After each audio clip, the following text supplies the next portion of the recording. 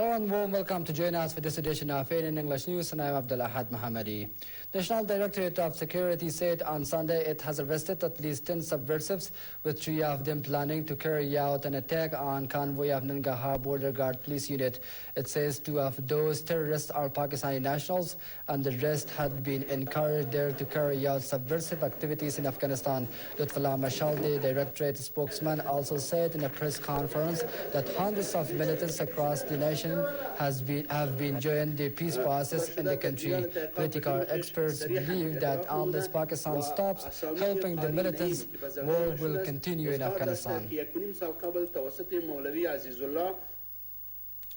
Ministry of Women Affairs asked the government to identify and put on trial the elements behind the torture of Sahargol, a 15-year-old girl horrifically beaten in Baghlan province. Acting Minister for Women Affairs also accuses the Attorney General and Interior Ministry for not prosecuting the cases of violence against women in the country. Sahargol was in critical condition when she was rescued from a house in northern Baghlan province last week after neighbors reported hearing her crying and moving in pain.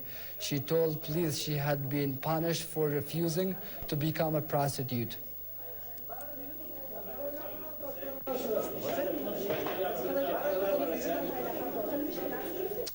French Defense Minister Gerard Languet visited a French helicopter battalion in Kabul airport on Sunday as part of a New Year visit to the war-torn country. Languet arrived in Afghanistan for a 2-day visit to meet troops following the death of 2 French Front Legion soldiers shot dead by a man wearing an Afghan army uniform in eastern Kapisa province.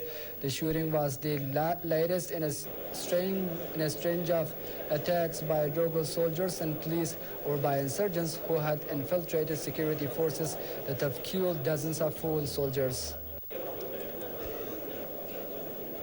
L'amitié qui est un des éléments de la solidité de nos armées. Je le fais en Afghanistan. Multinational soldiers posted in Afghanistan gathered together on Saturday night to celebrate the New Year at NATO headquarters in Kabul. The troops from various nationalities danced and sang the evening away to welcome in 2012. But many said they missed being at home with their families for the holiday season. A total of about 130,000 foreign troops are stationed in Afghanistan as part of NATO's mission here. However, the United States and its NATO allies are gradually driving forces out of the country and handing over security responsibilities to domestic forces.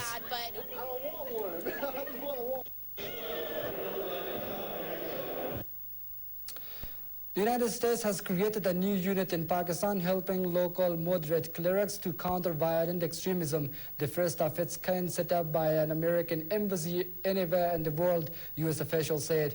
The existence of the unit has never before been reported. Moderate clerics lecture people to convince them that militants are wrong to claim they are waging holy war in Afghanistan and Pakistan.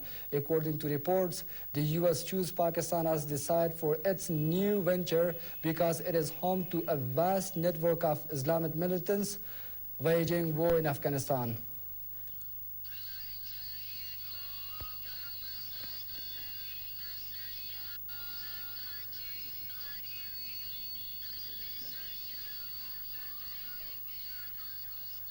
President Barack Obama signed a sweeping U.S. defense funding bill on Saturday, which includes new sanctions on financial institutions dealing with Iran's central bank and curtailing up to $850 million aid to Pakistan.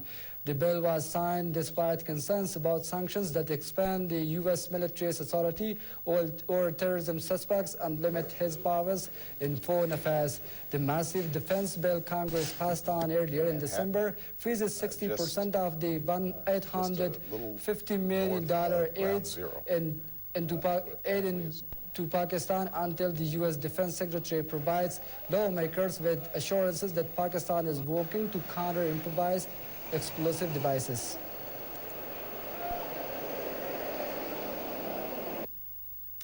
Iraqi Prime Minister Nouri al-Maliki announced on Saturday that December 31 will be the National Day of Iraq after the U.S. troops fully withdrew from the country a few days ago. The ceremony was part of a series of celebrations across the country that marks the withdrawal of last U.S. soldiers from Iraq.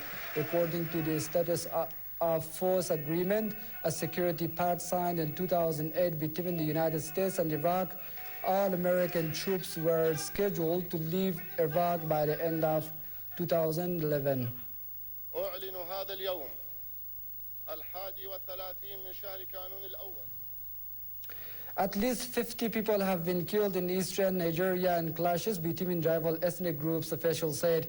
The attacks came hours after a state of emergency was declared in parts of the country due to an unrelated spate of attacks by Boko Haram militants.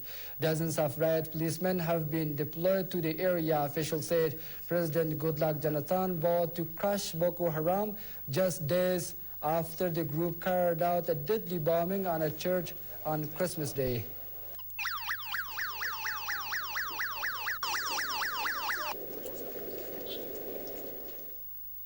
And that's all for now. Thanks for being with us.